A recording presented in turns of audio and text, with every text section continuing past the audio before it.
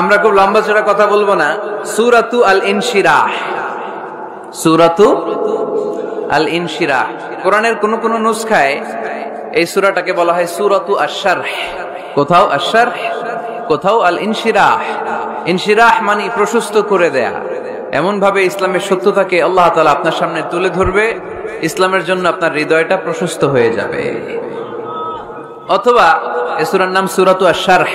শারহ মানে কি, কে বলতে পারে দেখি? শারহ মানে কি? হ্যাঁ, ব্যাখ্যা, বিশ্লেষণ। শারহ মানে ব্যাখ্যা করা, বিশ্লেষণ করা। ইসলামটাকে আল্লাহ তাআলা বিশ্বনবীর কাছে এমন ভাবে তুলে ধরেছেন, ইসলামটা বিশ্বনবীর হৃদয়ে একেবারে ক্রিস্টাল ক্লিয়ার হয়ে গিয়েছে, একেবারে ব্যাখ্যা হয়ে গিয়েছে। সুবহানাল্লাহ পড়ে। শারহ দেখবেন অনেক তাফসীরে শারহ আছে, হাদিসের শারহ আছে।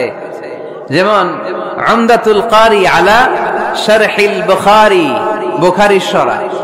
তারপর ফাতহুল মুনঈম আলা শারহি মুসলিম, তুহফাতুল আহওয়াযী আলা শারহি তিরমিযী। এই হাদিসের কিতাবগুলো শরহ হয়, ব্যাখ্যা হয়। সো আল্লাহ তাআলা বিশ্বনবীর কাছে এমন ভাবে ইসলামটাকে তুলে ধরেছেন, ইসলামটা বিশ্বনবীর কাছে ক্রিস্টাল ক্লিয়ার। তারাকতুকুম আলা মাহাজ্জাতিন বাইদা, জলজলে সূর্যের মতো ইসলামকে আমাদের কাছে রেখে গিয়েছেন বিশ্বনবী। চিল্লা এখন ঠিক কিনা? আজকে আমরা দেখব কিভাবে এই সূরার মাধ্যমে বিশ্বনবীর হৃদয়টাকে আল্লাহ তাআলা একেবারে পরিচ্ছন্ন করে দিলেন। তো সূরাতুল ইনশিরাহ এটি কোরআনের সূরার ধারাক্রম অনুসারে 94তম সূরা। কততম? আমি প্রশ্ন করলে একটু আওয়াজ করে উত্তর করা লাগবে, পারা যাবে? এই সূরাটা 94তম সূরা। এই সূরাটা মাক্কি সূরা। এই সূরার আয়াত সংখ্যা হচ্ছে 8। আমি প্রশ্ন করি, আপনারা উত্তর দেন। এই সূরাটা কততম সূরা? 94তম সূরা। এই সূরার আয়াত সংখ্যা? সূরাটি মাদানী সূরা। কি সূরা? মাক্কি সূরা। মনে থাকবে? এই সূরার ভেতরে আল্লাহ তাআলা বিশ্বনবী সাল্লাল্লাহু আলাইহি সাল্লামকে কনসোলেশন করেছেন, কন্ডোলেন্স করেছেন, সান্ত্বনা দিয়েছেন। এটা মোটিভেশনাল সূরা, এটা পেইন রিলিভিং সূরা। যাদের অন্তরে ব্যথা, জ্বালা, যন্ত্রণা, যারা কষ্টে জর্জরিত, তাদের জন্য এই সূরার ভেতরে পেইন রিলিভ পিল দিয়ে দিয়েছে কে? ইযা ইশতাদ্দাত বিকাল বালওয়া ফাফাক্কির ফি আলাম নাশরাহ ফাউসরুন বাইনা ইউসরাইন ইযা ফাক্কারতাহু তাফরাহ। যখন তোমার মন খারাপ হয়, তুমি সূরা ইনশিরাহ তেলাওয়াত করো, কারণ সূরা ইনশিরাহর ভেতরে আল্লাহ এমন মোটিভেশনাল কথা রেখে দিয়েছেন, এমন ইন্সপায়ারেশন রেখে দিয়েছেন, আপনি পড়লেই আপনার হৃদয়টা শীতল হয়ে যাবে। এই সূরাটাকে আমরা 3 ভাগে ভাগ করব। এই সূরার প্রথম 4 আয়াতে আল্লাহ তাআলা বিশ্বনবীর প্রতি কি নেয়ামত দিয়েছেন সেটার বর্ণনা করেছেন। প্রথম 4 আয়াতে নেয়ামতের বর্ণনা, তারপরের 2 আয়াতে বিশ্বনবীকে দিয়েছেন সান্ত্বনা, আর শেষ 2 আয়াতে দিয়েছেন দিক নির্দেশনা। খেয়াল করে শুনেন, প্রথম 4 আয়াতে তিনি দিয়েছেন নেয়ামতের বর্ণনা, পরের 2 আয়াতে তিনি দিয়েছেন আমার প্রিয় নবীকে সান্ত্বনা, আর শেষ 2 আয়াতে তিনি বিশ্বনবীকে দিয়েছেন নির্দেশনা। দেখি মনে রাখতে পেরেছেন কিনা? প্রথম 4 আয়াতে নেয়ামতের বর্ণনা, পরের 2 আয়াতে সান্ত্বনা, শেষ 2 আয়াতে দিক নির্দেশনা। তার মানে প্রথম 4 আয়াতে মার্সি এন্ড দ্য বাউন্টিজ, পরের 2 আয়াতে condolence and consolation, and finally শেষ 2 আয়াতে গাইডলাইন। তো আসুন আমরা দেখি কি সান্ত্বনা দিল, কি নিয়ামতের বর্ণনা দিল। আল্লাহ বললেন, আলাম নাশরাহ লাকা সাদরাক, নবী হে, আমি কি আপনার হৃদয়কে উন্মোচিত করে দেইনি? আমি কি আপনার বক্ষদেশকে প্রশস্ত করার মাধ্যমে সত্যকে আপনার সামনে তুলে ধরিনি? বিল ঈমান ও বিনূরিল কুরআন, কোরআনের নূর দিয়ে আর ঈমান দিয়ে আপনার হৃদয়টারে প্রশস্ত করে দিয়েছে কে? ফামাই ইউরিদিল্লাহু আন ইয়াহদিয়াহু ইয়াশরাহ সাদরাহু লিল ইসলাম। যাকে আল্লাহ হেদায়েত দিতে চায়, যাকে আল্লাহ হেদায়েতের পথের পথিক বানাতে চায়, তার জন্য, ইসলামের জন্য তার হৃদয়টাকে আল্লাহ খুলে দেন। বিশ্বনবীর হৃদয়টাও এরকম খুলে গেল। বিশ্বনবী টের পেলেন ইসলাম ছাড়া মানবতার মুক্তির আর কোনো সম্ভাবনা নেই। ইসলাম মানুষের মুক্তি নিশ্চিত করতে পারে। ইসলাম দিয়ে এই ঘুণে ধরা সমাজকে ঠিক করা যাবে। ইস করা না যায় তাহলে এই মজুদদারির যে সমস্যা বাংলাদেশে চলছে, এটাকে বন্ধ করা যাবে না। ইসলাম থেকে প্রেসক্রিপশন না নিলে চাঁদাবাজি বন্ধ হবে না। টেন্ডারবাজি বন্ধ হবে না। শুধু দুদকের অফিস থেকে বসে বসে দুর্নীতি দমন করা যাবে না। এজন্য ইসলাম থেকে প্রেসক্রিপশন নিতে হবে। আল্লাহ তাআলা বললেন, আলাম নাশরাহ লাকা সাদরাক, নবী হে, ইসলামের জন্য আপনার হৃদয়টাকে কি আমি খুলে দেইনি? সত্য কি আপনার সামনে আমি তুলে ধরেনি? আপনাকে আমি আলাম নাজআলকা আহলাল হিম্মা, আপনার কি হিম্মতওয়ালা আমি বানাইনি? ইসলাম যখন আপনার হৃদয়ে ক্লিয়ার, আপনি বিশাল শক্তির সামনে দাঁড়িয়ে হাজার মানুষের সামনে ইসলামের পক্ষে কথা বলবেন, আপনি কাউরে ভয় পাবেন না। চিল্লায় বলেন ঠিক কিনা? এজন্য আল্লাহ বললেন, আলাম নাশরাহ লাকা সাদরাকা ওয়া ওয়াদা'না আনকা বিজরাকাল্লাযী আনকাদা যাহরাক ওয়া রাফা'না লাকা যিকরাক। সুবহানাল্লাহ পড়েন। নবী, আপনার হৃদয়টাকে আমি ইসলামের জন্য প্রশস্ত করে দিয়েছি। আপনি একেবারে সুনিশ্চিতভাবে বুঝতে পেরেছেন, জানতে পেরেছেন যে মানব সমস্যার সমাধান আছে শুধু ইসলামের ভেতরে। কিসের ভেতরে? এজন্য আমাদেরকে ইসলাম মানতে হবে। কি মানতে হবে? ইসলাম মানবো কতক্ষণ দেহে প্রাণ থাকে? ইসলাম মানবো কোনখানে? সবখানে। উত্তর দেন, ইসলাম মানবো কতক্ষণ দেহে প্রাণ থাকে? ইসলাম মানবো কোনখানে? রাজি আছেন নাকি ভাগাভাগি করবেন? কিছু ইসলাম, কিছু মন মতো। মসজিদ, মাহফিল, মাদ্রাসা ইসলাম, আর গোটা দুনিয়াটা মন মতো। এরকম ভাগাভাগি করা যাবে না, খবরদার। ইসলাম মানবতার মুক্তির সোপান। বিশ্বনবী এটা নিশ্চিত হলেন। বিশ্বনবীর হৃদয়টারে উজালা করে দিল কে? আলাম নাশরাহ লাকা সাদরাক, হে নবী, আপনার হৃদয় কি আমি খুলে দেইনি? হৃদয় খুলে দেয়া মানে হৃদয়ের মধ্যে হিম্মত তৈরি করে দেয়া। সাইয়েদনা মুসা আলাইহিস সালাম এই দোয়াটা আল্লাহর কাছে করেছিলেন, রব্বি ইশরাহলি সাদরি ওয়া ইয়াসসিরলি আমরি, আল্লাহ আমার কাজ সহজ করেন, আমার হৃদয়টারে আপনি খুলে দেন। সাইয়েদনা মুসা আলাইহিস সালাম আল্লাহর কাছে চেয়েছেন আল্লাহ যেন হৃদয় খুলে দেয়, কিন্তু আমার নবী চাওয়ার আগেই আমার নবী হৃদয়টারে খুলে দিয়েছে কে? আবার অনেক মুফাসসিরিনে ইকরাম বলেছেন এখানে শারহে সাদর দ্বারা শাক্কু সাদর উদ্দেশ্য, মানে সিনা চাক। আমার নবীর জীবনে পুরো জিন্দেগিতে 3 বার সিনা চাক হয়েছিল। কয়বার? সিনা চাক মানে বক্ষ বিদীর্ণ করা, ইংরেজিতে বলে ওপেন হার্ট সার্জারি। কি বলে? আপনাদের এই এলাকায় কারো হয় নাই? শুনছেন না এটা? ওপেন হার্ট সার্জারি, গলা থেকে নাভি পর্যন্ত একেবারে কেটে ফেলে। বিশ্বনবীকে এবার 3 বার এভাবে ওপেন হার্ট সার্জারি করা হয়েছে। একবার যখন বিষ্ণু ঈসা ইসলাম বনু সাদ গোত্রে ছিল তখন, দ্বিতীয়বার যখন কোরআন নাজিল হবে তার আগ দিয়ে তখন, 3 নম্বরে বিষ্ণু ঈসা ইসলামকে যখন ঊর্ধ্ব জগতের অনেক দামি দামি জিনিস দেখানো হবে ওই মেরাজ রজনীর সময়টাতে, তখন কোন সুবহানাল্লাহ। বিষ্ণু বললেন, আমি উম্মে হানির ঘরে শুয়েছিলাম, আমাকে ছাদ 2 ভাগ করে ছাদের উপর দিয়ে নিয়ে হাতিমে কাবাতে শুইয়ে দেয়া হলো, গলা থেকে নাভি পর্যন্ত ছিঁড়ে ফেলা হলো, আমার হৃদয়টাকে বের করে জমজমের পানি দিয়ে ক্লিন করা হলো। আমার হৃদয়ে জ্ঞান, আমার হৃদয়ে ঈমান আর প্রজ্ঞা দিয়ে পরিপূর্ণ করা হলো। অনেক মুফাসসিরিন ইকরাম বলেছেন, আলাম নাশরাহ লাকা সাদরাক মানে হচ্ছে, হে নবী, আমি কি আপনার বক্ষ বিদীর্ণ করি নাই? কেউ কেউ বলেছেন এটা দ্বারা উদ্দেশ্য হচ্ছে বিশ্বনবীর বক্ষ বিদীর্ণ করার মধ্য দিয়ে বিশ্বনবীকে আল্লাহ তাআলা ব্রড মাইন্ডেড বানিয়েছেন। সুবহানাল্লাহ পড়েন। বিশ্বনবী কি ন্যারো মাইন্ডেড ছিলেন? কি ছিলেন? জোরে বলেন, আরো জোরে। ব্রড মাইন্ডেড, উদার, আকাশের মতো বিশাল, সাগরের মতো বিশাল, পাহাড়ের মতো সুউচ্চ ছিল বিশ্বনবীর হৃদয়। ঠিক কিনা? শুধু মুমিনদের জন্য এই বিশ্বনবীর হৃদয়ে মায়া ছিল না, কাফেরদের জন্য মায়া ছিল। সুবহানাল্লাহ পড়েন। রাহমাতাল লিল আলামিন আমার নবী কি ছিল? সবাই বলে, ওমা আরসালনাকা ইল্লা রাহমাতাল লিল আলামিন, I have sent you as a mercy for the entire universe. নবী হে, আমি আপনাকে গোটা বিশ্বের সবার জন্য রহমত করে প্রেরণ করেছি। রাহমাতাল লিল আলামিন, আল্লাহ এখানে চাইলে বলতে পারতেন রাহমাতাল লিল মুসলিমিন, নবী আপনি শুধু মুসলিমদের জন্য রহমত, এটা বলছে? বলতে পারতেন রাহমাতাল লিল মুত্তাকিন, নবী আপনি শুধু মুত্তাকিদের জন্য রহমত, বলছে? চাইলে বলতে পারতেন নবী আপনি শুধু রাহমাতাল লিল মুসাল্লিন, যারা মসজিদে যায় মুসল্লি নামাজ পড়ে তাদের জন্য রহমত, বলেছে? কি বলছে? রাহমাতাল লিল আলামিন, I have sent you as a mercy for the entire universe, গোটা বিশ্বের জন্য আপনি রহমত। সুবহানাল্লাহ পড়েন।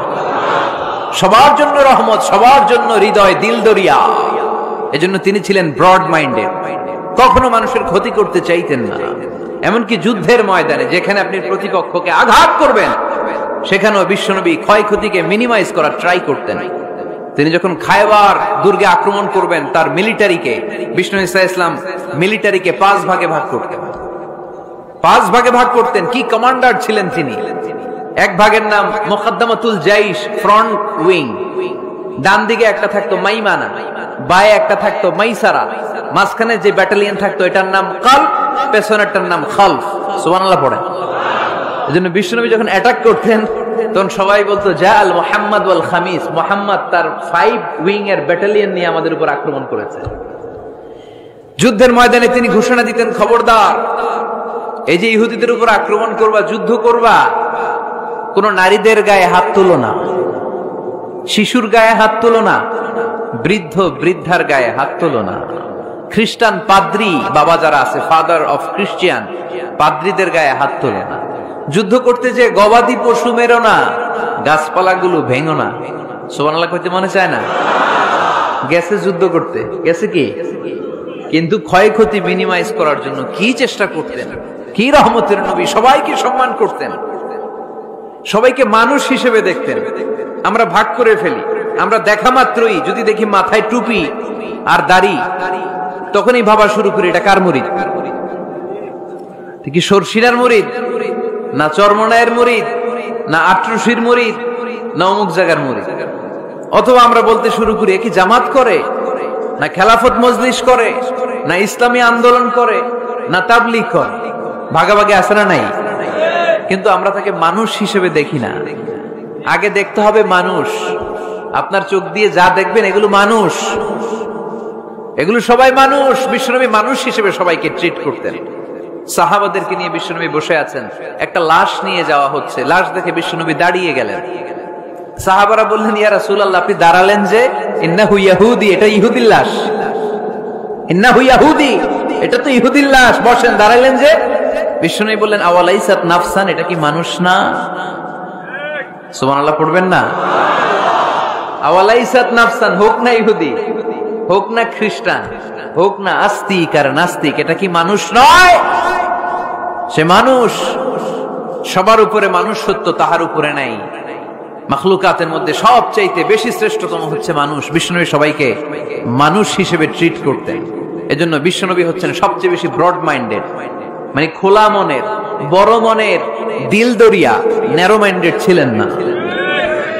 আমরা ন্যারো মাইন্ডেড, আমরা অল্পতে ঝগড়া বাঁধিয়ে দেই, আমরা অল্পতে অন্যকে গালমন্দ করি, আমরা অল্পতে ভাগাভাগি করি। ভাগাভাগি করবেন না, সহজ করে ইসলামকে উপস্থাপন করুন। আর দ্বীনু ইউসরুন লা উসরা ফি। আমার প্রিয় ফরিদপুরের ভাইয়েরা, দিন সহজ, এটার মধ্যে কাঠিন্যতা নাই। আমরা এটারে কঠিন বানাইছি। আমি প্রায় বিভিন্ন মাহফিলে বলি যে আল্লাহ ছাড় দেয়, কিন্তু মাওলানা ছাড় দেয় না। আছে না নাই? আল্লাহ ঠিকই ছেড়ে দিয়েছে, মৌলবী ছাড় দেয় না। বিশ্বনবী সাহাবাদেরকে নিয়ে বসা, এক বেদুইন এসে মসজিদের ভিতরে উট ঢুকায় দিছে, মসজিদে নববীতে, আর মসজিদের মাঝখানে বসে পেশাব করা শুরু করে দিছে। আপনাদের এখানে ফরিদপুরের সবচেয়ে বড় মসজিদ কোনটা? কি নাম? এই কেন্দ্রীয় জামে মসজিদের ভিতরে যদি এক হিন্দু ঢুকে পেশাব শুরু করে, কি করবেন? হ্যাঁ, ওই কয় কোবায়ালাম, আবেগে ওরে পিটানো শুরু করবে সবাই। সাহাবারাও তাই শুরু করলেন, মারতে উদ্ধত হলেন। বিষ্ণু বললেন, এই রাখো রাখো, ওরে পেশাব করতে দাও, পেশাব করতে দাও। এর কারণ, কেউ যখন ইউরিন পাস করে, স্টুল পাস করে, তখন এটা তাকে ধীরে সুস্থে করতে দিতে হয়। এজন্য টয়লেটে কেউ ঢুকলে জোরে বাড়ি দিবেন না। চাইলে খবর আছে, কাশি দিবেন, যে একটু কাশি দিবেন এরকম, হ্যাঁ, তো এরকম কাশি দিবেন। অথবা পায়চারি করবেন। যদি পায়চারি করেন তাহলে সে বুঝবে সামওয়ান ইজ ওয়েটিং আউটসাইড, সামনে একজন ওয়েটিং করতেছে বাইরে, আমাকে বেরোতে হবে। কিন্তু আপনি যদি ওরা ডাক দেন, কুদ্দুস রে, কুদ্দুস কইবা আমি নাই, কারণ এটা ভয়ঙ্কর একটা বিষয়। আপনি যখন ইউরিন পাস করছেন, খুব স্মুথলি করতে হয়, তখন ডাক দিলে পেশাব আটকায় গেলে আপনার ভয়ঙ্কর রোগ হতে পারে। কি ফিলোসোফার ছিলেন! কি বড় ডাক্তার ছিলেন বিশ্বনবী মুহাম্মদ সাল্লাল্লাহু আলাইহি ওয়াসাল্লাম। বিশ্বনবী বললেন, ওরে ডেকো না, কাজ সারতে দাও। ইচ্ছা মতো বেটা পেশাব করার পরে বিশ্বনবী গেলেন, যে বললেন, তুমি যে পেশাব করেছো তুমি কি জানো এই জায়গাটা কি? বেদুইন বলে, না আমি তো জানি না এই জায়গাটা কি। বিশ্বনবী বললেন, এটা আমাদের ইবাদতগাহ। এটা আমাদের কি? ইবাদতগাহ। এখানে ঢুকে আমরা আমাদের রবরে ডাকি, আল্লাহরে ডাকি, আমরা নামাজ পড়ি, জিকির করি, তাসবিহ পড়ি, এটা আমাদের ইবাদতগাহ। কাজটা করা তোমার মোটেও ঠিক হয়নি। লোকটা অবাক হয়ে গেল, ঘটনা কি? তাদের ইবাদতগাহতে আমি পেশাব করেছি আর আমাকে জামাই আদর, আর আমাকে এত সুন্দর করে বলে যে এটা ইবাদতগাহ। আমাদের ইবাদতগাহের ভিতরে যদি কেউ এরকম করতো, ওরে তো একেবারে সাইজ করে ফেলতাম। সে অবাক হয়ে গেল। সে জিজ্ঞেস করলো, হু আর ইউ, কে আপনি? বিশ্বনবী বললেন, না মুহাম্মদ সাল্লাল্লাহু, আমি শান্তির ধর্ম ইসলামের প্রেরণার বাণীবাহক। আমি লা ইলাহা ইল্লাল্লাহ মুহাম্মাদুর রাসূলুল্লাহ এই বাণী দিয়ে গোটা বিশ্বে বিপ্লব তৈরি করতে এসেছি। বেদুইন বলল, আমাকেও আপনার বিপ্লবে শরীক করে নেন। ইসলাম মারামারি কাটাকাটিতে আসে নাই। আপনার ব্রড মাইন্ডেড অ্যাটিটিউড দেখে হিন্দু ভাইরা কালিমা পড়ে মুসলমান হয়ে যাবে। এজন্য আল্লাহ বললেন, আলাম নাশরাহ লাকা সাদরাকা ওয়া ওয়াদা'না আনকা বিজরাক আল্লাযী আনকাদা যাহরাক ওয়া রাফা'না লাকা যিকরাক। সুবহানাল্লাহ পড়েন। আলাম নাশরাহ লাকা সাদরাক, নবী হে, আমি কি আপনারে ব্রড মাইন্ডেড বানিয়ে দেই নাই? এটা আপনার জীবনে বড় নিয়ামত। আপনি সংকীর্ণ মনা না, আপনি ছোট মনের মানুষ নয়, আপনি বিশাল হৃদয়ের মানুষ। ইসলামের জন্য আপনার হৃদয়টারে আমি নবী খুলে দিয়েছি। এ হলো বিশ্বনবীর উপর প্রথম নিয়ামত। 2 নম্বরে আল্লাহ বললেন, ওয়া ওয়াদা'না আনকা বিজরাকাল্লাযী আনকাদা যাহরাক। নবী হে, আমি আপনার পিঠ থেকে বিশাল বোঝাটা নামিয়ে দিয়েছি। সুবহানাল্লাহ পড়েন। কি নামিয়ে দিয়েছি? বোঝা। উত্তর করতে হবে, রেসপন্স। এটা তাফসীর মাহফিল, এটা হচ্ছে ক্লাসের মতো, যে কথা বলে শিক্ষক আর আমরা সবাই ছাত্র, ঠিক কি না? বোঝা নামিয়েছি নবী। কি নামিয়েছি? তাফসীরে 2টা এসেছে। বিজরুন মানে বোঝা, বিজরুল যাম পাপের বোঝা, আর একটা হচ্ছে বিজরুল গাম চিন্তার বোঝা। বিশ্বনবীর কোনো পাপ নাই, বিশ্বনবীর সব কিছুকে মাফ করে দিয়েছে কে?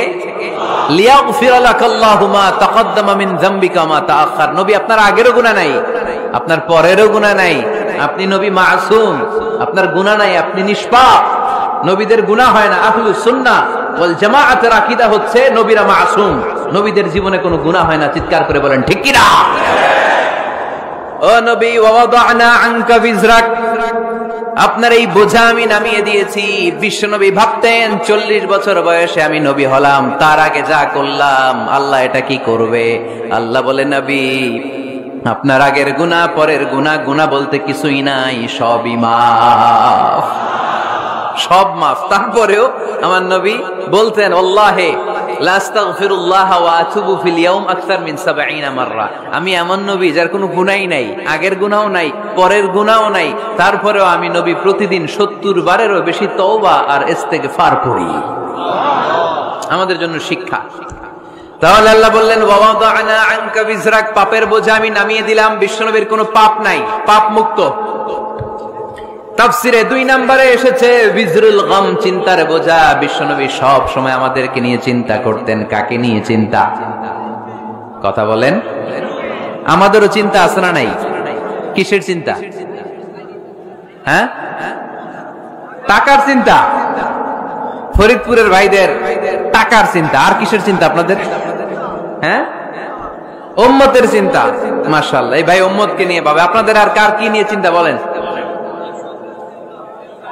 পেটের চিন্তা। এদিকে পাওয়া গেছে পেটের চিন্তা, এদিকে বউয়ের চিন্তা, কবরের চিন্তা। আর কিসের চিন্তা? আখিরাতের চিন্তা। তো আমাদেরও চিন্তা আছে, বিশ্বনবীরও চিন্তা ছিল। 2 চিন্তা কি এক? বিশ্বনবীর কাঁধে তো পুরা উম্মার জিম্মাদারি। কিয়ামত পর্যন্ত যারা পৃথিবীতে আসবে সবার জন্য বিশ্বনবী কাঁদতেন। এই আওয়াজ করে কে? এদিকে কি হইছে? ওরে বসায় দেন। বিশ্বনবীর গোটা উম্মাহ নিয়ে চিন্তা। সব নবীকে আল্লাহ তাআলা একটা করে দোয়া দিয়েছিলেন আর বলেছিলেন, নবী একটা স্পেশাল দোয়া করার সুযোগ তোমাদেরকে দিলাম, ওই দোয়া করলেই কবুল হয়ে যাবে। কিন্তু সুযোগ পাবা জীবনে কয়বার? সবাই বলেন কয়বার? সব নবী কয়টা করে পাইছে? সব নবী তাদের দোয়াগুলো দুনিয়াতেই করে ফেলেছে। বিশ্বনবী বলেন, লিকুল্লি নবিয়্যিন দাওয়া মুস্তাজাবা। এই দুনিয়াতে সব নবীদের একটা করে মুস্তাজাবুদ দাওয়া আছে। আল্লাহ বলেছে, ও নবী একটা করে স্পেশাল দোয়া করার সুযোগ পাবা, দোয়াটা করা মাত্রই কবুল করে নেব। বিশ্বনবী বললেন, এই পৃথিবীর বুকে যত নবী রাসূল দুনিয়ায় এসেছে সব নবীরা তাদের স্পেশাল দোয়া দুনিয়ায় করে ফেলেছে, ইল্লা আনা, কিন্তু আমি করি নাই। বিশ্বনবী বললেন, ওয়া ইন্নী আখতাবিউ দাওয়াতি শাফাআতান লিউম্মতি ইয়াউমাল কিয়ামাহ। আমি আমার স্পেশাল দোয়াটা করি নাই, আমার স্পেশাল দোয়াটা আমি আমার গুনাহগার উম্মতকে বাঁচানোর জন্য কিয়ামত পর্যন্ত রেখে দিয়েছি। আমরা যেদিন বিপদে পড়ে যাব, যেদিন আমার আব্বা আমারে চিনবে না, আমি আমার আব্বারে চিনব না, নেতা তার কর্মীরে চিনবে না, কর্মী নেতারে চিনবে না, ঠিক কিনা? পীর সাহেব মুরিদরে চিনবে না, মুরিদ পীর সাহেবরে চিনবে না, স্বামী তার স্ত্রীরে চিনবে না, স্ত্রী তার স্বামীরে চিনবে না। নবী থেকে শুরু করে, অলি থেকে শুরু করে, শহীদ থেকে শুরু করে সবার মুখে একটাই জিকির, ইয়া নাফসি ইয়া নাফসি ইয়া নাফসি। আকাশের সূর্যটা যেদিন মাথার কাছে চলে আসবে, জমিনটা তামার জমিন হয়ে যাবে, সূর্যের তাপে মাথার মগজগুলো ভাতের মাড়ের মতো গলে গলে নাকের ছিদ্র কানের ছিদ্র দিয়ে টপ টপ করে বেয়ে বেয়ে নিচে পড়বে। ওই কঠিন দিনে কেউ কাউরে চিনবে না। বিষ্ণু বললেন, ওই দোয়াটা আমি দুনিয়ায় করি নাই, আমি বদরের যুদ্ধে মার খেয়েছি, উহুদের যুদ্ধে দাঁত ভেঙেছি, আমি না খেয়ে পেটে পাথর বেঁধেছি। আমি যদি ওই দিন দোয়া করতাম, আল্লাহ দোয়া কবুল করে নিত, জান্নাতি খাবার দিয়ে দিত, আমার মায়ের খাওয়া লাগতো না, তায়েফে আমার রক্ত ঝরতো না, দোয়া করলেই কবুল। কিন্তু ওই দোয়াটা আমি দুনিয়ায় করি নাই, ওই দোয়াটা আমার জন্য, আপনার জন্য, আমাদের জন্য বিশ্বনবী জমা রেখে দিয়েছে। এজন্য বিশ্বনবীর চিন্তা আর আমাদের চিন্তা এক চিন্তা না, বিশ্বনবীর পুরা উম্মতের চিন্তা। কিয়ামত পর্যন্ত যত মানুষ আসবে সবাই আমার উম্মত, না জানি তাদের নসিবে কি হয়ে যায়। এই চিন্তার বোঝা বিশ্বনবীকে কাবু করে ফেলেছিল। আল্লাহ বললেন, নবী নো টেনশন, কোনো টেনশন নাই, আপনার এই চিন্তার বোঝাকে আপনার পিঠ থেকে আমি আল্লাহ নিজ দায়িত্বে সরিয়ে নিলাম। এজন্য আল্লাহ বললেন, আলাম নাশরাহ লাকা সাদরাকা ওয়া ওয়াদা'না আনকা বিজরাক আল্লাযী আনকাদা যাহরাক। যেই চিন্তার বোঝা আপনাকে কষ্ট দেয়, যেই চিন্তার বোঝা আপনারে পেরেশান করে তোলে, আপনার পিঠ থেকে ওই চিন্তার বোঝা নবী আমি সরিয়ে নিলাম। কি দিয়ে সরিয়ে নিল? কোরআনের আলো দিয়ে। আওয়াজ করে বলতে হবে, কি দিয়ে? বিশ্বনবী মক্কায় দেখতেন মূর্তির পূজা হয়, আল্লাহর ঘরের ভিতরে 360টা মূর্তির পূজা। বিশ্বনবী দেখতে পেলেন দুর্বলের উপরে সবলের অত্যাচার, বিশ্বনবী দেখতে পেলেন নারীদেরকে অত্যাচার করা হয়। কন্যা সন্তান হলে বাবা তার মেয়েটাকে নিয়ে জঙ্গলের ভেতরে ঢুকে কিংবা মরুভূমির ভেতরে যে জীবিত দাফন করে দেয়। ওয়াইদাল মাউউদাতু সুইলাত ওয়াদুল বানাত। বিশ্বনবী এগুলো দেখতেন চারপাশে, দেখে এই পথহারা জাতিকে কিভাবে উদ্ধার করবেন, কি দিয়ে উদ্ধার করা যায়, এই টেনশনে বিশ্বনবীর পিঠ বাঁকা হয়ে গিয়েছিল। উপমা বাঁকা হয়ে গিয়েছিল, বিশ্বনবী সব সময় পেরেশান থাকতেন। আল্লাহ বললেন, নবী টেনশনের দরকার নাই, হেরা গুহায় এমন একটা নূরের আলো দিয়ে আমি আপনারে আলোকিত করব, যার মাধ্যমে সব পেরেশানি দূর হয়ে যাবে। আলাম নাশরাহ লাকা সাদরাকা ওয়া ওয়াদা'না আনকা বিজরাক আল্লাযী আনকাদা যাহরাক। আপনাকে পেরেশান বানিয়ে দেয় এরকম সব চিন্তার বোঝা আমি আল্লাহ সরিয়ে নিলাম। সুবহানাল্লাহ। দুইটা নেয়ামত শুনলাম, এবার 3 নম্বর নেয়ামত আল্লাহ বললেন, ওয়া রাফা'না লাকা যিকরাক। এই আয়াতটা মুখস্থ করতে হবে আজকে, আমার সাথে সাথে পড়েন, ওয়া রাফা'না লাকা যিকরাক। সবাই বলেন নাই, পড়েন, ওয়া রাফা'না লাকা যিকরাক ওয়া রাফা'না লাকা যিকরাক। নবী হে, আপনার সম্মানকে আমি আকাশচুম্বী করেছি। I have dignified your status high and high, the highest peak. আপনার মর্যাদা উঠাতে উঠাতে আকাশ বাতাস ছাপিয়ে সাত আকাশ কাঁপিয়ে আরশের উপরে নিয়ে গিয়েছি। আপনার মর্যাদা আমার পরপরই স্রষ্টার পরে পুরো সৃষ্টিকুলের উপরে বিশ্বনবীর মর্যাদা আছে না নাই? এজন্য আল্লাহ বললেন ওয়ারাফা'না লাকা যিকরাক, ও নবী আপনার মর্যাদা সম্মান আমি আকাশচুম্বী করেছি। আপনার সুনাম সুখ্যাতি মান মর্যাদা আমি গোটা বিশ্বে ছড়াইয়া দেব। এই আয়াত যখন নাজিল হলো কাফেররা হাসতে শুরু করলো। কাফেররা বলে মোহাম্মদ বেটা বলে কি, ও জানে বাঁচবি কিনা ওইটাই তো সন্দেহ। আমরা যেই ষড়যন্ত্র পাকাচ্ছি ও জানে বাঁচবি কিনা সে এটাই সন্দেহ, তার নাম গোটা বিশ্বে ছড়াবে কি করে আমরা দেখে নেব। আল্লাহ বলেন তোরা আমার নবীর সুনাম সুখ্যাতি ছড়ানোর ব্যাপারে বাধা তৈরি করবি, তোরা আমার নবীর ব্যাপারে অপপ্রচার চালাবি, তোদের অপপ্রচারকেই আমি আমার নবীর প্রচার মাধ্যম বানিয়ে দেব। তোরা করবি অপপ্রচার।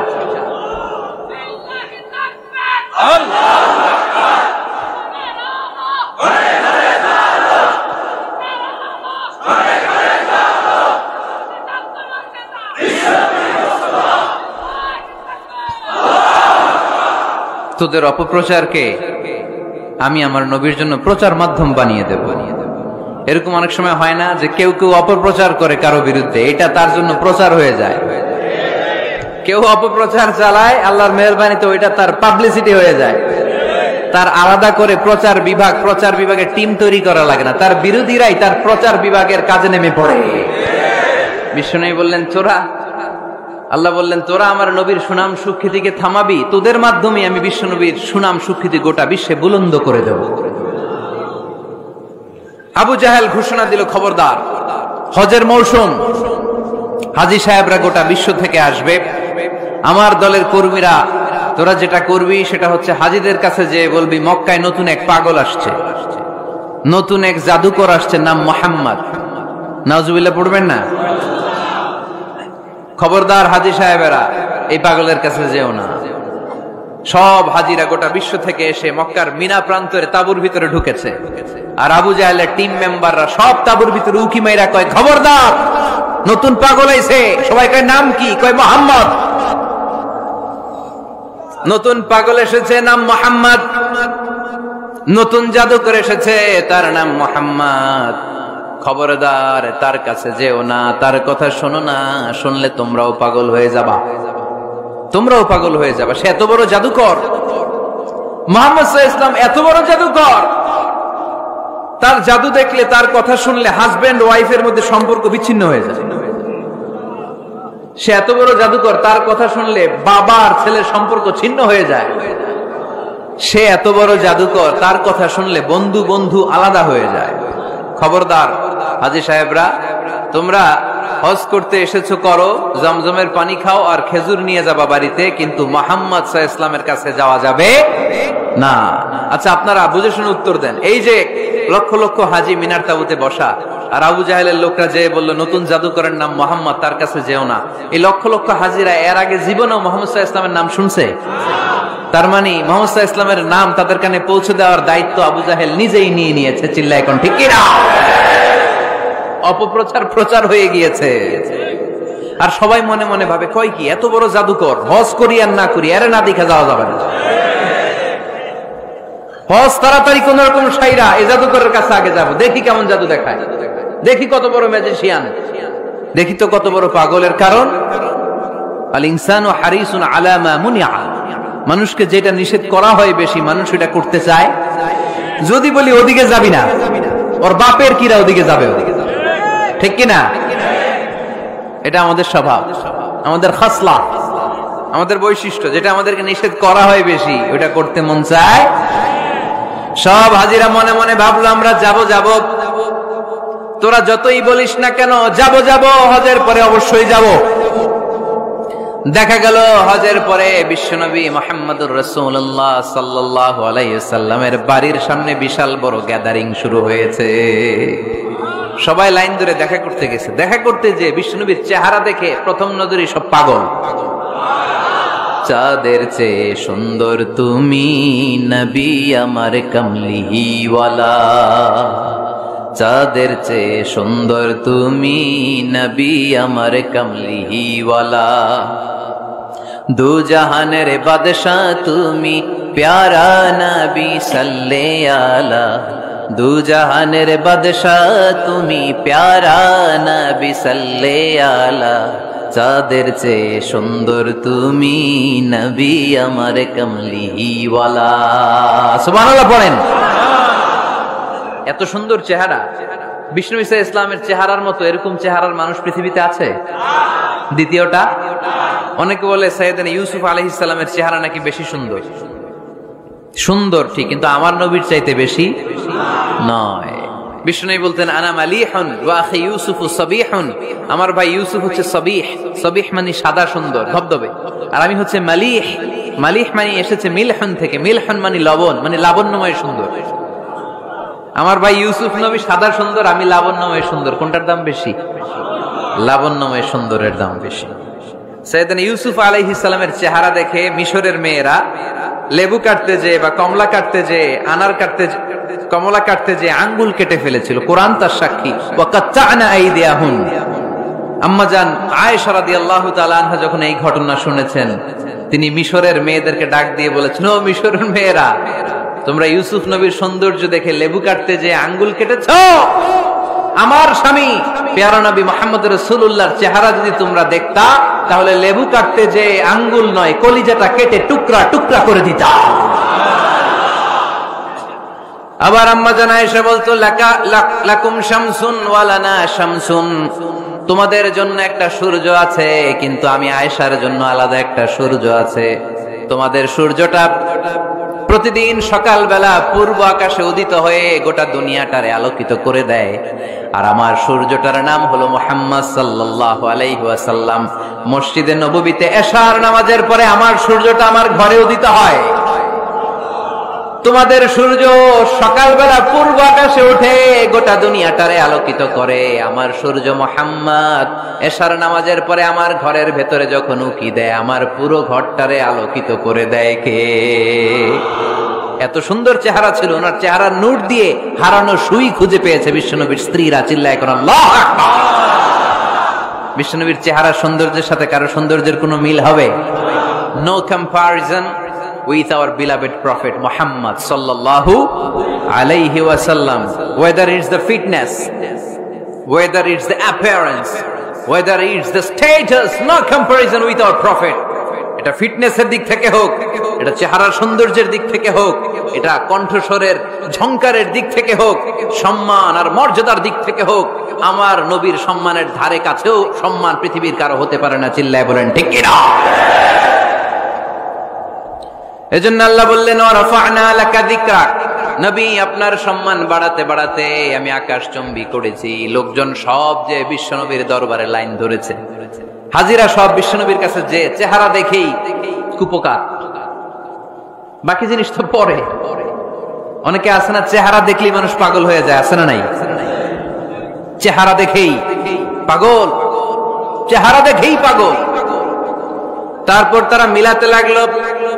মিনার তাবুতে আবু জাহেলের কর্মীরা ঘোষণা দিয়েছিল, এলাকায় মুহাম্মদ নামে পাগল এসেছে। তারা মিলায়ে দেখে না, এই মহামানব কোনদিন পাগল হতে পারে না, কারণ পাগলের চুলগুলো থাকে উস্কো খুস্কো, ঠিক কিনা? আমার নবী সাল্লাল্লাহু আলাইহি ওয়াসাল্লামের চুল উস্কো খুস্কো ছিল। কত সুন্দর চুল আঁচড়ে রাখতেন, জাইতুনের তেল দিতেন, আতর ঢেলে মাথার শীতের মধ্যে ঢেলে দিতেন, কপাল বেয়ে বেয়ে পড়তো, আর যেখানে সেজদা দিতেন সেজদার জায়গা আতরের ঘ্রাণে আমোদ হয়ে যেত। হাতের তালুতে পারফিউম মাখতেন, আর মানুষের সাথে মুসাফা করলে যার সাথে মুসাফা তার হাতের সাথে নবীর ব্যবহৃত পারফিউমের ঘ্রাণ ছুটে যেত। এত পরিচ্ছন্ন ছিল। তারা বিশ্বনবীর বক্তব্যের মিল খুঁজে পায় না। তারা বলে, না, এই লোক কখনো পাগল হতে পারে না। পাগলের চুল থাকে উস্কো খুস্কো, জামা থাকে ছিঁড়া ফাড়া, গায়ের মধ্যে থাকে ময়লা। পাগল কখনো দাঁত মাজে না, কিন্তু বিশ্বনবীর মুচকি হাসির ফাঁক দিয়ে দাঁতের দিকে তাকালে মানুষগুলো সব পাগল হয়ে যায়।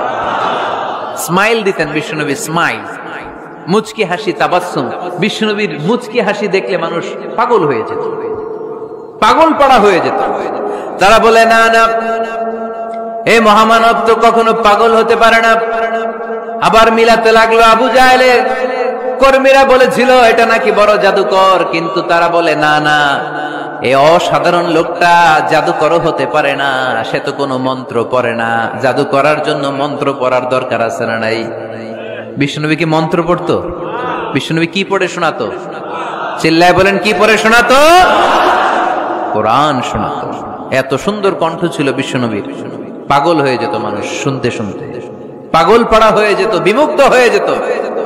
তারা সবাই বলতে আরম্ভ করলো, আবু জাহেল তুমি মিথ্যাবাদী, তবে তোমাকে ধন্যবাদ এরকম একটা মানুষের সাথে পরিচয় করিয়ে দেওয়ার জন্য। সুবহানাল্লাহ কইলেন না? আমরা মেনে নিতে পারলাম না সে পাগল নয়, জাদুকর নয়, সে হলো এই জামানার পয়গাম্বার। আমরা পড়ে নিলাম লা ইলাহা ইল্লাল্লাহু মুহাম্মাদুর রাসূলুল্লাহ সাল্লাল্লাহু আলাইহি ওয়াসাল্লাম। রাফা'না লাকা যিকরাক, নবী হে এইভাবে আমি আপনার সম্মানকে বাড়িয়েছি। হাইসুমা যুকিরতু যুকিরতা মাই, নবী যেখানে আমার নাম নেওয়া হবে আমার পর পর আপনার নামও নেওয়া হবে। পড়েন সুবহানাল্লাহ। যেখানে আমার আল্লাহর নাম তারপরে আমার নবীর নাম আছে না নাই? কালিমার ভেতরে লা ইলাহা ইল্লাল্লাহ আমার আল্লাহর নাম শোভা পায়, তারপরে মুহাম্মাদুর রাসূলুল্লাহ দ্বিতীয় বাক্যে আমার নবীর সুন্দর নামটা আছে না নাই? কালেমার মধ্যে প্রথমে আল্লাহর নাম, তারপরে নবীর নাম। হাইসুমা যুকিরতু যুকিরতা মাই, নবী কিভাবে আপনার মর্যাদা আমি বাড়াবো জানেন? যেখানে আমি ওইখানেই আপনি, যেখানে আমার নাম নেওয়া হবে তারপরেই সৃষ্টিকুলের মধ্য থেকে শুধু আপনার নাম নেওয়া হবে। সুবহানাল্লাহ পড়েন। আপনার উম্মতেরা গোটা বিশ্বে সালাত আদায়ের জন্য আজান দিবে, আজানের প্রথম 4 বাক্যে আমি আল্লাহর বড়ত্ব আল্লাহু আকবার, তারপরের 2 বাক্যে আমি ছাড়া কোনো ইলাহা নাই এটার সাক্ষ্য দেয়া হবে, তারপরের 2 বাক্যে সবাই সাক্ষ্য দিতে বাধ্য আপনি ছাড়া দুনিয়ায় আর কোনো শেষ রাসূল নাই। তার মানে আজানের মধ্যেও আমার আল্লাহর নামের পরে আমার নবীর নাম আছে না নাই? এরপর আমরা একামত দিয়ে জামাত শুরু করি। এই জামাতের আগে যে একামতটা দেই, এই একামতেও আল্লাহর নামের পরে আমার নবীর নামটা আছে না নাই? আল্লাহু আকবার, আল্লাহু আকবার, আশহাদু আন লা ইলাহা ইল্লাল্লাহ, আশহাদু আন্না মুহাম্মাদার রাসূলুল্লাহ সাল্লাল্লাহু। তার মানে আজানে আমার নামের পরে আপনার নাম, একামতে আমার নামের পরে আপনার নাম। নামাজের শেষে যখন আমরা শেষ বৈঠকে বসি সেখানে বিশ্বনবীর উপর দুরূদ আছে না নাই? তার মানে সব জায়গায় বিশ্বনবীর নাম নেয়াকে আবশ্যক করে দিয়েছে কে? নবী হে। এই গোটা বিশ্বের ভেতরে সূর্য উঠবে, সূর্য ডুববে, শীত যে গ্রীষ্ম আসবে, দিন যে রাত আসবে, এক মুহূর্তের জন্য আপনার নামের আলোচনা থামবে না। চিল্লায় বলো ঠিক কিনা? রাফা'না লাকা যিকরাক, I have dignified your status very high, very high, অনেক উপরে নিয়েছি। আকাশ বাতাস ছাপিয়ে, সাত আকাশ কাঁপিয়ে আরশ পর্যন্ত আমি আপনার মর্যাদাকে বুলন্দ করেছি। এই পৃথিবীতে যত আসমানি কিতাব এসেছিল সবগুলো আসমানি কিতাবে বিষ্ণুনবীর নাম উল্লেখ করেছে কে? তার মানে তাওরাতের ভেতরে বিষ্ণুনবীর নাম আছে না নাই? ইনজিলে, জাবুর, সুহুফে ইব্রাহিম, সুহুফে মূসা আল্লাযী ইয়াজিদুনাহু মাকতুবান ইনদাহুম ফিত তাওরাতি ওয়াল ইনজিল। ইহুদিরা খ্রিস্টানরা বিষ্ণুনবীর মানতে চাইতো না। তারা বলতো মুহাম্মদ তোমার নাম তো আমাদের কিতাবে নাই। বিষ্ণুনবী বললেন পড়ো। তারা পড়তে পড়তে বিষ্ণুনবীর জায়গাটা লুকিয়ে রাখতো, যেখানে বিষ্ণুনবীর নাম ওরা এইভাবে ধরে রাখতো। বিষ্ণু সাল্লাল্লাহু আলাইহি ওয়াসাল্লাম এক সাহাবাকে বললেন আমি তো ওদের ভাষা বুঝি না, তুমি ওদের ভাষা বুঝে দেখো কোন জায়গায় চোরামিটা করে। প্রতিটা কিতাবের প্রতিটা পাতায় পাতায় বিষ্ণুনবীর নাম আছে না নাই? সাইয়েদনা আদম আলাইহিস সালাম থেকে শুরু করে ঈসা আলাইহিস সালাম পর্যন্ত যত নবী এসেছে সব নবী সুসংবাদ দিয়েছে যে একজন নবী আসবে, যেই নবী আসার মধ্য দিয়ে এই আম্বিয়া আলাইহিমুস সালাম পৃথিবীতে আসার যে ধারাবাহিকতা, এই সিলসিলা, এই চেইনকে আল্লাহ তাআলা কাট অফ করে দিবে। সাইয়েদনা আদম তার বংশধরদেরকে বলেছে, নূহ আলাইহিস সালাম তার প্রজন্মকে বলেছে, ইব্রাহিম আলাইহিস সালাম তার জেনারেশনকে বলেছে, মূসা আলাইহিস সালাম বনি ইসরাইলকে শুনিয়েছে। সর্বশেষ সাইয়েদনা ঈসা আলাইহিস সালাম এসে বলেছে ইয়াতি মিন বাদি ইসমুহু আহমদ, আমার পরে এমন এক নবী আসবে তার নাম, চিল্লায় বলেন আহমদ, বড় বিশ্বস্ত সে কোন বন্ধু বলো বেশি বিশ্বস্ত, সে কোন বন্ধু বলো বেশি বিশ্বস্ত, কার কাছে মন খুলে দেয়া যায়, কার কাছে প্রাণ খুলে বলা যায়, হওয়া যায় অতি আশ্বস্ত, তার নাম আহমদ বড় বিশ্বস্ত। সুবহানাল্লাহ পড়ে। ইয়াতি মিন বাদি ইসমুহু আহমদ, আমার পরে এমন এক নবী আসবে তার নাম হবে আহমদ। এই নবীর পরে আর কোন নবী আছে? চিল্লায় বলেন লা নবিয়্যা বাদি ওয়ালা রাসূলা, আমার পরে কোনো নবীও নাই, আমার পরে কোনো রাসূলও নাই। তবে আমার পরে যদি নবী হওয়ার যোগ্যতা কারো থাকে, আমার উমরে ফারুক নবী হওয়ার যোগ্যতা রাখে। কোন নবী নাই, খাতামুন নবিয়্যিন, আমার পরে কোনো নবী নাই। তার মানে বিশ্বনবীর জীবনে 3 নম্বর নিয়ামত হলো রাফা'না লাকা যিকরাক, মর্যাদা আমি বাড়াতে বাড়াতে বাড়াতে বাড়াতে নবী অনেক উপরে নিয়েছি।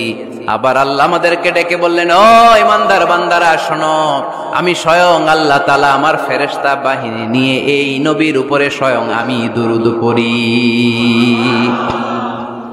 ইন্নাল্লাহা ওয়া মালাইকাতাহু ইউসাল্লুনা আলান নবী ইয়া আইয়ুহাল্লাযীনা আমানু সাল্লু আলাইহি ওয়া সাল্লিমু তাসলিমা। পড়েন আল্লাহুম্মা সাল্লি আলা মুহাম্মদ ওয়া আলা আলি মুহাম্মদ কামা সাল্লাইতা আলা ইব্রাহিম ওয়া আলা আলি ইব্রাহিম ইন্নাকা হামিদুম মাজিদ। اللهم بارك على محمد وعلى آل محمد كما باركت على إبراهيم وعلى آل إبراهيم إنك حميد مجيد। চিৎকার করে পড়েন সুবহানাল্লাহ। এমন নবী যে নবীর উপর আল্লাহ নিজেই দুরূদ পড়ে, ফেরেশতারা পড়ে, এজন্য আমাদের পড়ার দরকার আছে না নাই? আবার আল্লাহ বললেন, নবী আপনি এমন নবী যেই নবীকে আমি হাউজে কাউসার দিয়েছি, লক্ষ লক্ষ নবীদের কাউরে কিয়ামতের দিন আমি হাউজে কাউসারের মালিক বানাবো না, শুধুমাত্র কেবলমাত্র একমাত্র আপনি ছাড়া। ইন্না আ'তাইনাকাল কাউসার ফাসাল্লি লিরাব্বিকা ওয়ানহার ইন্না শানিআকা হুয়াল আবতার। সুবহানাল্লাহ পড়ে। এই হাউজে কাউসারের পানি খেতে চান, পান করতে চান? বিশ্বনবী না দিলে খাইতে পারবো আমরা? হাউজে কাউসার পান করতে চান কারা? হাত তুলে দেখান।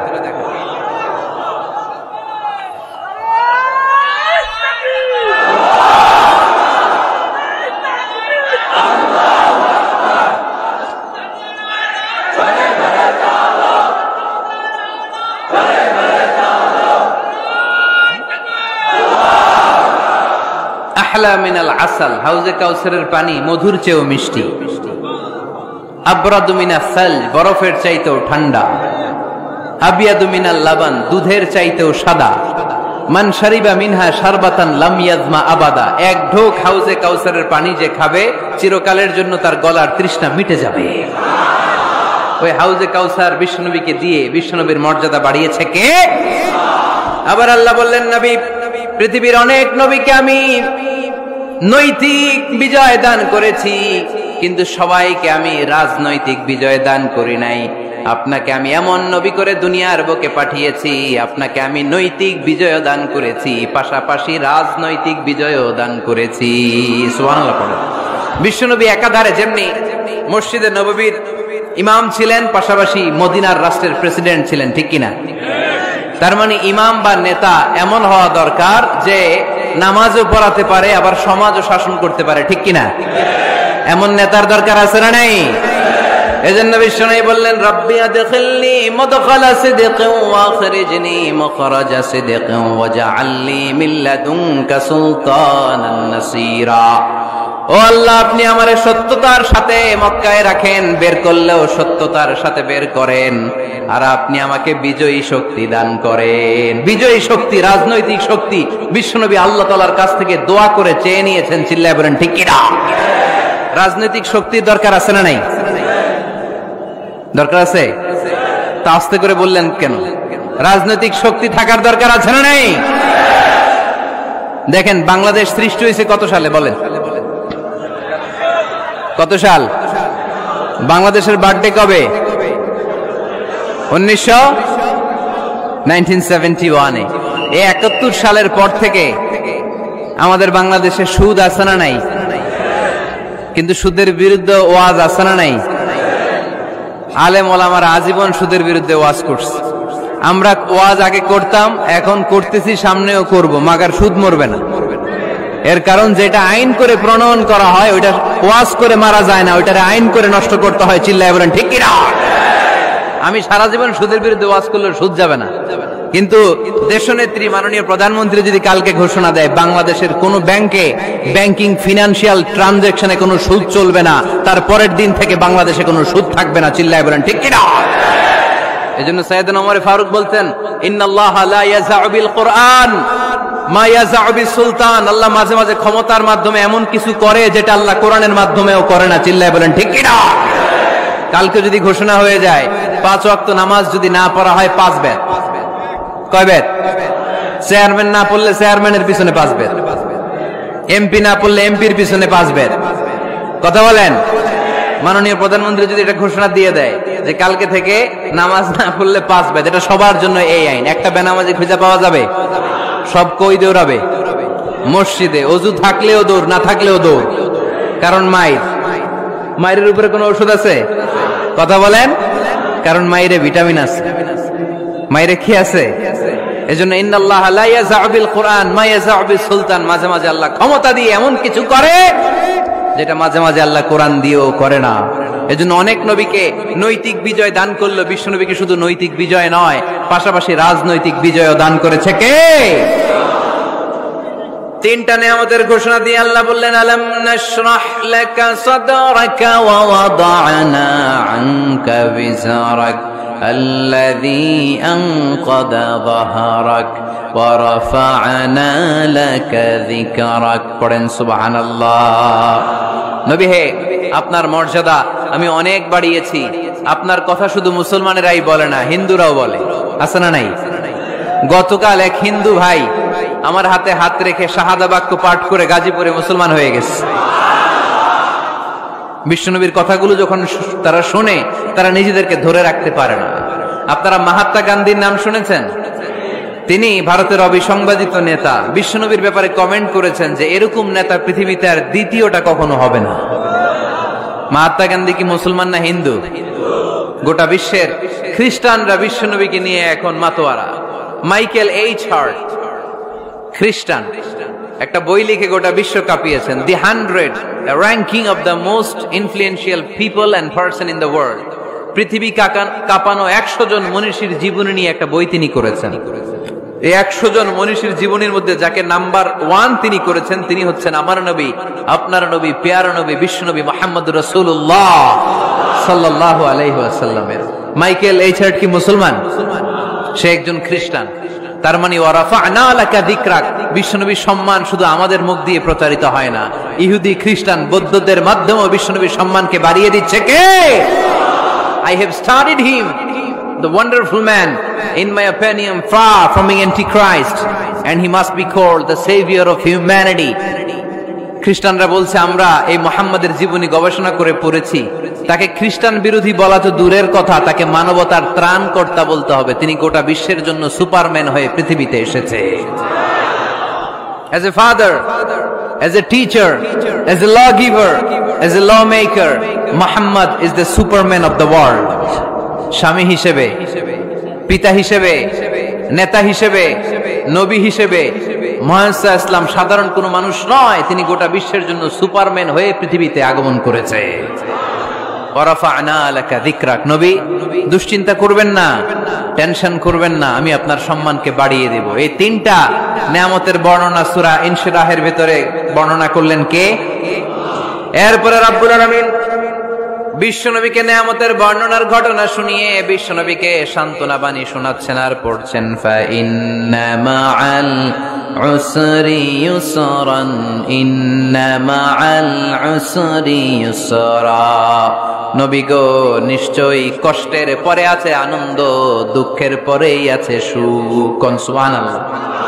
কষ্টের পরে আনন্দ, দুঃখের পরে। The struggle isn't permanent in our life. দুঃখ কষ্ট এটা আমাদের জীবনে পার্মানেন্ট না, এটা সাময়িক।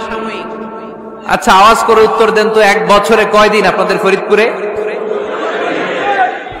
কয়দিন? 365 দিন। গত 365 দিনে না খেয়েছিলেন কয়দিন? 20 দিন, 30 দিন। তার মানে অল্প কিছুদিন না খেয়েছিলাম, সারা বছরই খেয়েছিলাম, ঠিক কিনা? আচ্ছা, তো 365 দিনে অসুস্থ ছিলেন কয়দিন? 4-5 দিন, কিংবা 20 দিন, কিংবা 1 মাস, কিংবা 56 দিন, কিংবা 65 দিন। তার মানে বাকি 300 দিন আরামে ছিলাম কি ছিলাম না? তার মানে আমাদের জীবনে দুঃখ বেশি না আনন্দ বেশি? সুখ বেশি না কষ্ট বেশি? এজন্য আল্লাহ বললেন, খবরদার, মুমিন কখনো হেরে যায় না, মুমিনের হারাবার কিছু নাই। মুমিনের জীবনে যদি আনন্দ আসে, মুমিন শুকরিয়া করে, শুকরিয়া করলে সওয়াব আছে না নাই? আর মুমিনের জীবনে যদি দুঃখ আসে, মুমিন সবর করে, ধৈর্য ধরে, ধৈর্যেও সওয়াব আছে না নাই? তাহলে আমাদের সব দিক দিয়েই চলা, আনন্দের দিনগুলোতে শুকরিয়া করব, আর দুঃখের দিনগুলোতে ধৈর্য ধরবো, দুইটার মধ্যে সওয়াব আছে না নাই? এজন্য বিশ্বনবী বললেন, আজাবান লি আমরিল মুমিন, মুমিনের বিষয়টা খুবই আশ্চর্যের। ফাইন আসাবাতহু সাররাউন শাকারা, মুমিন যদি আনন্দে থাকে সে শুকরিয়া করে, শুকরিয়া করলে লাভ আছে না নাই? ওয়াইন আসাবাতহু দাররাউন সাবারা, আর দুঃখে পড়লে সে সবর করে, ধৈর্য ধরে, ধৈর্য ধরলে সওয়াব আছে না নাই? তার মানে আমাদের হারাবার কিছু আছে।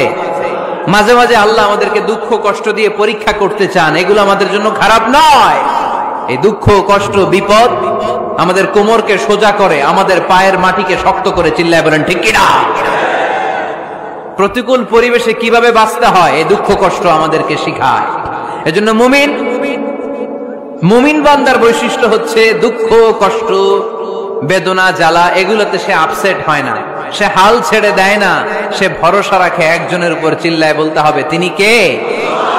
কারণ মুমিন জানে রাত্রি যত গভীর হয়, অন্ধকার তমানিসা ভেদ করে সুবহে সাদিক হয়।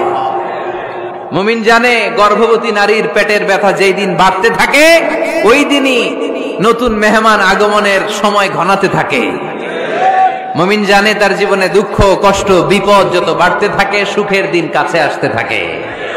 এজন্য মুমিনের হারাবার কিছু নেই। ফা ইন্না মাআল উসরি ইউসরা, ইন্না মাআল উসরি ইউসরা। নবী হে, কষ্টের পরেই আছে আনন্দ, দুঃখের পরেই আছে সুখ। আপনি সমস্যায় পড়েছেন, ওই সমস্যার সমাধানও আছে না নাই? এই পৃথিবীতে এমন কোন সমস্যা আছে যেটা সমাধান নাই? কথা বলেন। সমস্যা তৈরি করেছে কে? আবার সমাধানও দিয়েছে কে? Allah doesn't create a lock without its key. Allah কখনো চাবি না বানাইয়া ওইটার তালা বানায় নাই। কথা কন। তালাও যেহেতু আছে, ওই তালার চাবিও বানিয়েছে কে? মা আনজালাল্লাহু দাআন ইল্লা আনজালাল্লাহু লাহু শিফা। আল্লাহ দুনিয়ায় এমন কোন রোগ পাঠায় নাই যেই রোগের ঔষধ বানায় নাই, এমন কোন রোগ নাজিল করে নাই যেই রোগের কোন চিকিৎসা বানায় নাই, হয়তো সেটা আবিষ্কার হয় নাই। অনেকে ক্যান্সারের কথা বলতে পারেন যে হুজুর ক্যান্সার এমন রোগ, এই ক্যান্সার তার নাই কোনো অ্যানসার, কিন্তু বিজ্ঞানীরা বলতেছে এটারও অ্যানসার আবিষ্কৃত হচ্ছে। সুবহানাল্লাহ কইবেন না? কিছু কিছু ক্ষেত্রে হয়েও গিয়েছে। এজন্য দুঃখের পরেই আছে সুখ, কষ্টের পরেই আছে আনন্দ। এই দুনিয়াটাই এরকম, কষ্টের পরই আনন্দ। দেখবেন তারাবির নামাজ 20 রাকাত পড়তে কষ্ট লাগে না? কোমরে ব্যথা, হাঁটুতে ব্যথা, কিন্তু 20টা রাকাত যখন শেষ করে মসজিদ থেকে বের হই, একটা আনন্দ আছে না নাই? কষ্ট করে পরীক্ষার জন্য প্রিপারেশন নিলেন আপনি কয়েক মাস, কিন্তু ফলাফল যখন ভালো হয় তখন একটা আনন্দ আছে না নাই? সারাদিন রোজা রাখলেন রমজানে, কি কষ্ট, তৃষ্ণায় গলা ফেটে যায়, কিন্তু ইফতারির সময় যখন রুহাবজা শরবতটা খাই কেমন লাগে? একটা আনন্দ আছে না নাই? এজন্য আল্লাহ বললেন فإن مع العسر يسرا إن مع العسر يسرا ও নবী, কষ্টের দিন মক্কায় অল্প কিছু দিন, মদিনাতে আনন্দের দিন অপেক্ষা করছে। আমাদের জীবনে যদি দুঃখ কষ্ট আসে আমরা ধৈর্য ধরবো, তাওয়াক্কুল করবো একজনের উপর, তিনি কে? কারণ আমরা বিশ্বাস করি কষ্টের দিন এটা চিরকালের জন্য নয়, সামনে আনন্দের দিন আমাদের জন্য সেট করে রেখেছে কে? তাহলে আমরা সূরাতুল ইনশিরাহ থেকে 3টা নিয়ামতের বর্ণনা শুনলাম, বিশ্বনবীকে কি সান্ত্বনা দেয়া হলো সেটা শুনলাম। এবার 2টা গাইডলাইন শুনে তাফসীর আমরা শেষ করব। শুনতেছেন? কষ্ট হচ্ছে? উঠা বসা করতেছেন কেন? উঠলেন কারা কারা? শেষ করে দিব? দোয়া করে দেই। কি গাইডলাইন দিলেন শুনবেন? কে কে শুনবেন না হাত তোলেন।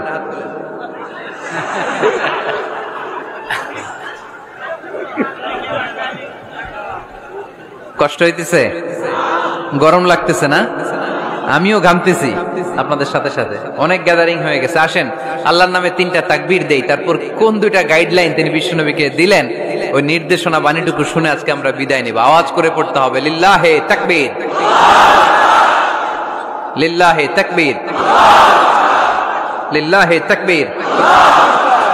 গাইডলাইন নাম্বার 1, ফাইদা ফারাগতা ফানসাব। নবী আপনি যখন অবসর হন আপনি ইবাদতে মশগুল হন। ফানসাব ফিল ইবাদা, তাফসীর ইবনে কাসিরে এসেছে আপনি ইবাদতে মশগুল হন যখন আপনি অবসর পান। অবসর আল্লাহর দেয়া বড় নেয়ামত, এটা বিশ্বাস করেন? অবসর কিন্তু নেয়ামত। আমরা অনেকেই অবসর সময়কে কাজে লাগাই না, কিন্তু অবসর চলে যাওয়ার পরে যখন ব্যস্ত হয়ে পড়ি তখন বলি হায় রে, অবসরটা যদি কাজে লাগাইতাম। পরীক্ষার পরে 3 মাস ছুটি ছিল, এই 3 মাস অবসরে যদি পড়তাম তাইলে তো আজকে ভার্সিটিতে চান্স পেয়ে যেতাম, ঠিক কিনা? এজন্য বিশ্বনবীর আল্লাহ বললেন, নবী فَإِذَا فَرَغْتَ فَانصَبْ وَإِلَى رَبِّكَ فَارْغَب। মাদানী জীবনে, মাক্কি জীবনে, দাওয়াতি কার্যক্রমের পরে, রাষ্ট্রীয় কার্যক্রমের পরে যখনই আপনি অবসর পাবেন তখনই আপনি ইবাদত করেন, তখনই বেশি বেশি আল্লাহর কাছে দোয়া করে।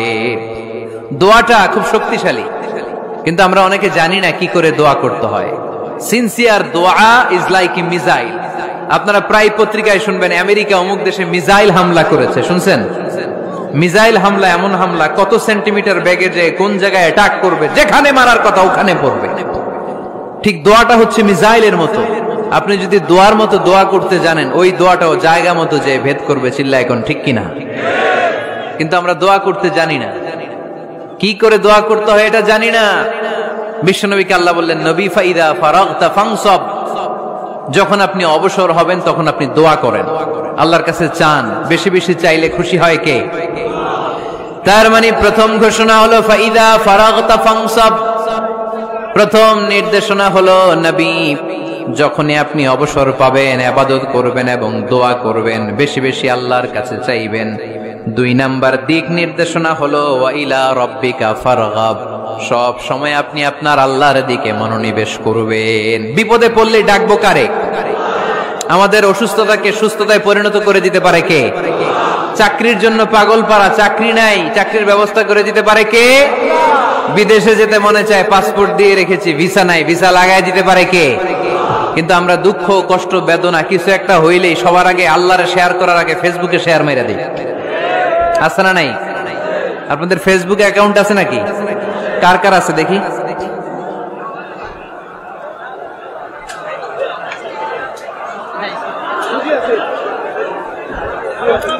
আছে আছে। এটার জন্য আমরা ভালো কাজে লাগাই, ঠিক কিনা? আপনি চাইলেই এমন ভাবে ফেসবুক ফ্রেন্ড লিস্ট করতে পারেন যারা ভালো ভালো জিনিস শেয়ার করে, যারা মোটিভেশনাল জিনিস শেয়ার করে, ইসলামের পক্ষে কথা বলে। আপনার এক একটা শেয়ারে অনেকের জীবন বেঁচে যেতে পারে, ঠিক কিনা? একজন মুমূর্ষ রোগীকে বাঁচাতে রক্তের প্রয়োজন, রক্তের গ্রুপ এ পজিটিভ। যারা রক্ত দান করতে আগ্রহী তারা এই নম্বরে যোগাযোগ করুন। ফেসবুকে মাঝে মাঝে এরকম নিউজ আসে না নাই? আপনি just you put down in share, শেয়ারের মধ্যে একটা পুট করে দিলেন, একটু শেয়ার মেরে দিলেন, ছড়িয়ে পড়লো হাজার হাজার ফেসবুক ফ্রেন্ডদের কাছে। তাদের অনেকে ব্লাড দিতে আগ্রহী, সে তাড়াতাড়ি যে সেখানে ব্লাড ডোনেট করে আসলো। আপনার একটা শেয়ারের কারণে বেঁচে গেল অনেকগুলো প্রাণ। চিল্লা এখন ঠিক কিনা? রক্তদানের মতো শ্রেষ্ঠ ইবাদত হতে পারে? আমরা মনে করি শুধু জিকিরি ইবাদত। আমরা মনে করি শুধু নামাজই ইবাদত। রক্তদান, এক ব্যাগ রক্ত থেকে অনেক মানুষকে বাঁচানো যায়। এর মধ্যে আছে হিমোগ্লোবিন, এর মধ্যে আছে প্লাটিলেট, আছে প্লাজমা। রক্তে একটা উপাদান আছে প্লাজমা, নাম শুনছেন? আগুনে পোড়া রোগীকে বাঁচাতে এই প্লাজমা লাগে। হসপিটালের বার্ন ইউনিটে যেয়ে দেখবেন মানুষ কিভাবে চিল্লায়। নুসরাত নামে একটা মেয়ে মারা গেল না, এক বদমাইশের কবলে পড়ে মারা গেল না? তাকে আগুন জ্বালিয়ে দেয়া হয়েছিল তার গায়ে, তার প্লাজমা গুলো জ্বলে গিয়েছিল। আগুনে পোড়া রোগীর যে কি কষ্ট, একটু দেখার জন্য হসপিটালের বার্ন ইউনিটে যাবেন, দেখবেন যে কি কষ্টে আছে তারা। এই প্লাজমা গুলোকে অনেক সেন্টিগ্রেড তাপমাত্রা নামিয়ে ঠান্ডা করে দেহে পুশ করা হয়। আপনার এক ব্যাগ রক্ত থেকে প্লাজমা আলাদা করা হবে, প্লেটলেটস আলাদা করা হবে, হিমোগ্লোবিন আলাদা করা হবে, শ্বেতকণিকা, লোহিত কণিকা আলাদা করে অনেকগুলো মানুষ বেঁচে যাবে। এজন্য ফেসবুক থাকাটা দোষের কিছু না, তবে ভালো কাজে আমরা ব্যবহার করব, ঠিক কিনা? আপনার ফেসবুক শেয়ারিং আপনার জান্নাতি বানাতে পারে, আর আপনার ফেসবুক শেয়ারিং আপনার জাহান্নামের লাকড়ি বানাতে পারে। চিল্লায় বলেন ঠিক কিনা? So the decision is yours. সিদ্ধান্ত আপনাকে নিতে হবে, আপনি কিভাবে করবেন। যে কোনো বিপদে ওয়া ইলা রাব্বিকা ফারগাব, কোন দিকে মনোনিবেশ না করে কার দিকে মনোনিবেশ করব? যে কোনো বিপদ আপদ ফেসবুকে শেয়ার করার আগে শেয়ার করব কার কাছে? আমাদের যার যা লাগে আল্লাহ সবও যদি দিয়ে দেয়, আল্লাহর ধনভাণ্ডারের 1 ইঞ্চিও কমবে? হাদিসে কুদসিতে আল্লাহ বললেন, লাউ আন্না আউওয়ালাকুম ওয়া আখিরাকুম ওয়া ইনসাকুম ওয়া জিন্নাকুম, পৃথিবীর সব জিন, পৃথিবীর সব মানুষ বিশাল মরুভূমিতে দাঁড়িয়ে যদি আমার কাছে চাইতে শুরু করে, আল্লাহ এটা দাও, ওটা দাও, ওটা দাও, আমি আল্লাহ তোমাদের সব চাহিদাও যদি মিটিয়ে দেই, আমি আল্লাহর ধনভাণ্ডারের 1 ইঞ্চিও কমবে না। এজন্য চাইবো কার কাছে? বিপদে আপদে ভরসা করব কার কাছে? আর অবসরগুলোকে কাজে লাগানোর দরকার আছে না নাই? স্বাবলম্বী হওয়ার চেষ্টা করার দরকার আছে না নাই?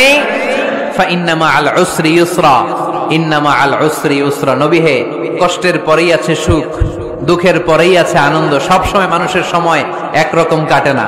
এজন্য আমরা তাওয়াক্কুল করতে চাই একজনের উপর, তিনি কে? আল্লাহ আমাদের সবাইকে কথাগুলো বুঝার ও আমল করার তৌফিক দান করুক। আমরা পড়ি আমিন।